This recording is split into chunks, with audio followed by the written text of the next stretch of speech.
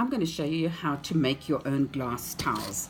We use a very special glass glue called Mosaics by Limarane Special Glass Glue. It's specifically made to make your glass towels. I use a very soft brush, and the reason for this is that I don't want to see any lines on my towels. You're just going to use your glue very evenly. Make sure you get your corners and your sides nicely so that it makes a nice smooth finish on it.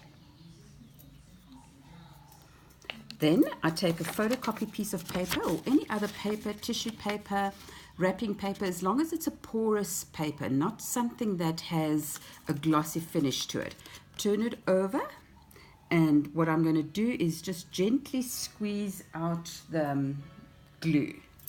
I'm not trying to get the glue out though, I'm just trying to make sure it gets to the corners and the sides, and whatever glue remains behind is going to dry clear in the sun. Leave it outside 10 minutes and you'll come back and your towel will be clear and beautifully made.